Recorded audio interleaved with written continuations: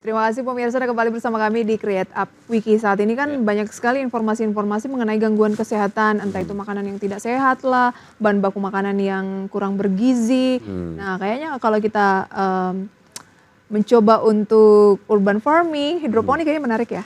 Menarik, dan ini sebetulnya juga secara ekosistem kan akan terus ditumbuhkan ya, karena memang banyak sekali komunitas yang bermunculan dan juga mungkin ada perusahaan rintisan yang memang membantu pertumbuhan dari ekosistem hidroponik di Indonesia. Nah, kali ini kita akan membahas mengenai percepat pertumbuhan ekosistem hidroponik.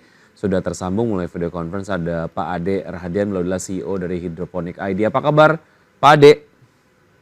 Ya, Mas Wiki, Bapak Risa. Baik, terima kasih sudah bergabung bersama kami di Create Up. Mengapa Indonesia perlu percepatan pertumbuhan ekosistem hidroponik? Urgensinya apa menurut Pak Ade? Ya, jadi Indonesia ini kan kita ketahui kita perlu ketahanan pangan. Jadi kita ketahui Indonesia ini adalah negara populasi yang besar, terus bertambah. Jadi untuk memenuhi kebutuhan pangan yang meningkat, metode pertanian konvensional itu saja tidak cukup. Nah, kita menawarkan nih hidroponik solusinya gitu.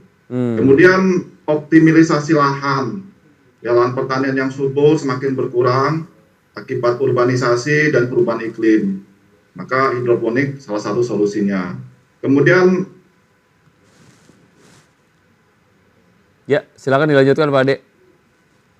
Air, terutama di musim kemarau. Ya. Jadi kemudian, halo? Ya, silakan dilanjutkan. Jadi yang selanjutnya produktivitas tinggi. Jadi tanaman hidroponik itu tumbuh lebih cepat daripada konvensional sehingga hasil panennya lebih tinggi. Ya itu yang kemudian kalau di hidroponik kita bisa mengontrol lingkungan yang lebih baik. Ya, karena hidroponik memungkinkan kontrol yang lebih baik terhadap kondisi lingkungan seperti suhu, kelembapan dan pencahayaan. Hal ini mengurangi resiko gagal panen akibat cuaca ekstrim atau serangan hama. Kemudian keamanan pangan, ini yang penting ini. Ya, kalau kita ketahui di konvensional itu kan kita lihat penggunaan pestisida dan herbisida itu sering digunakan. Nah, kalau dengan hidroponik, penggunaan pestisida dan herbisida itu dapat diminimalisir atau bahkan bisa dihilangkan, sehingga menghasilkan produk pangan yang lebih aman dan sehat untuk dikonsumsi. Oke, hidroponik itu ini kira-kira. biasanya yang membedakan dengan yang konvensional lah, kalau konvensional kan medianya tanah begitu ya, kalau hidroponik ini kan air yang mengandung mineral. Nah, tapi kalau kesempatan hidroponik tumbuh dibanding pertanian konvensional, Pak Ade melihatnya bagaimana sebenarnya? Gimana? Ya, Kesempatan. Kesempatan ya. Kesempatan tumbuhnya dari ekosistem hidroponik dibandingkan dengan konvensional itu seperti apa sih perbandingannya, Pak? Perbandingannya kalau di konvensional itu tentu ini ya, kita lihat terutama kalau kita bicara kontinuitas panen misalnya, sayur mayur. Di konvensional itu agak susah untuk kontinuitas. Misalnya ada suatu hotel atau restoran yang harus memenuhi setiap harinya itu 25 kg misalnya. Nah, itu di konvensional agak susah memenuhinya. Tapi kalau di hidroponik itu kita bisa. Karena apa? Karena kita bisa memilah ya dari semai, dewasa, kemudian nanti remaja, dewasa, kemudian panen, itu kita bisa pilah-pilah sehingga untuk kontinuitas hasilnya itu kita bisa jaga perharinya. Nah, ini yang membedakan dengan konvensional. Nah, kemudian tadi sudah dijelaskan juga mungkin dari keamanan pangan yang penting ini. Ya, penggunaan pestisida dan herbisida itu dapat diminimalkan. Baik. Atau bahkan dihilangkan. Baik. Itu yang poin penting dibandingkan dengan konvensional. Pak Ade, lalu apa tantangan untuk masyarakat untuk melakukan urban farming atau hidroponik sejauh ini? Sejauh ini yang kita lihat yang paling sering itu biaya awal yang tinggi.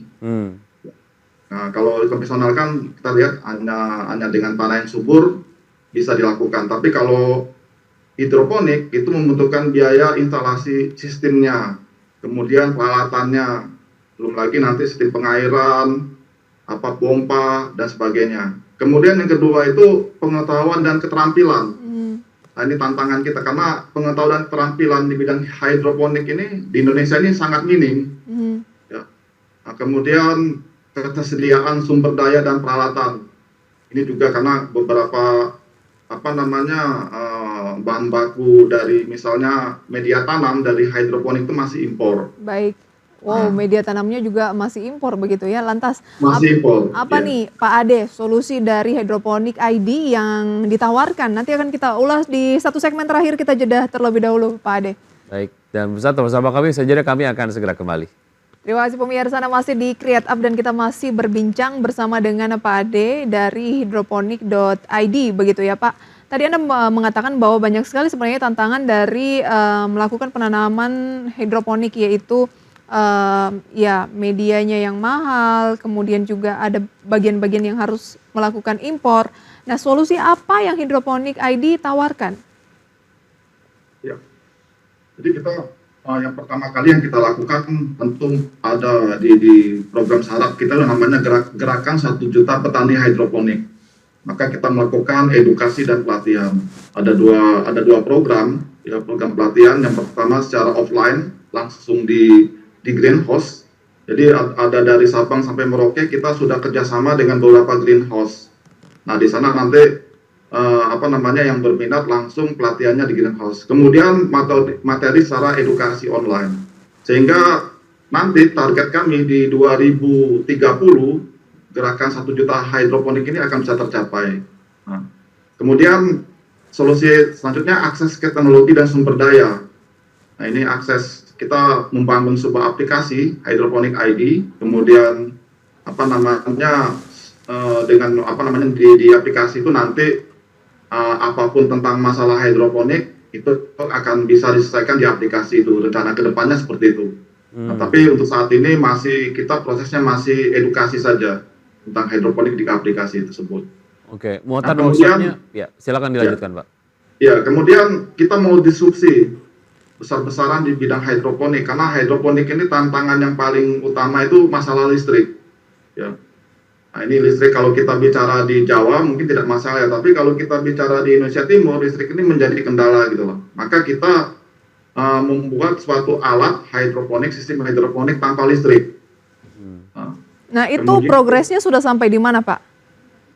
Baru prototyping beta. Ya, sudah dilakukan di beberapa greenhouse kita. Ada 3 greenhouse di Jogja yang kita sudah lakukan. Dan itu luar biasa, bisa meminimalkan biaya produksi ya sampai 35% gitu. Oke, targetnya bisa didistribusikan ke Indonesia Timur mungkin, pelaku hidroponik dimanapun berada, itu kira-kira kapan Pak? Tahun depan kita sudah bisa lakukan akses. Baik. Karena saat ini kan kita masih prototyping ya beta. Tapi ini di bulan November kita akan lakukan di Kupang, NTT. Menarik, jika tidak menggunakan listrik pakai apa Pak powernya? Jadi kita menggunakan teknologi namanya hydrogravity. Jadi dengan gaya gravity itu ya kita buat sedemikian rupa tim kita. Nah itu dari gaya gravity itu nanti bisa menciptakan suatu pompa. Ya, pompa. Nah jadi sistem ada namanya gravitasi sih. Sebenarnya hitung-hitungan gravitasi sederhana. Cuman kita buat lebih fokus untuk sistem hidroponik, terutama di NFT, sistem NFT sama DFT yang ada di hidroponik itu. Baik, setidaknya nggak usah bayar listrik ya kalau pakai dengan metode ini tanpa listrik untuk keperluan hidroponiknya. Oke, sejauh ini feedback dari masyarakat seperti apa, dan kalau dilihat dari model bisnisnya, karena kan ini kan hydroponic.id ini adalah sebagai sebuah entitas bisnis ya, harus memastikan keberlangsungan entitasnya gitu. Nah, model bisnisnya itu seperti apa sih, Pak Ade? Ya, kalau model bisnis yang kita lakukan sekarang itu yang pertama yaitu tadi kita edukasi yang berbayar, ada yang free. Kemudian ini satu lagi saya belum cerita, di hidroponik itu ada nutrisi namanya AB mix. Ya, ini repot ini. Ini suatu kendala juga di bidang hidroponik. Karena apa? Karena untuk membuat AB mix ini itu membutuhkan kurang lebih 15 pupuk. Dan kalau salah satu pupuk saja tidak ada, nah itu bermasalah. Maka kita membuat nutrisi baru.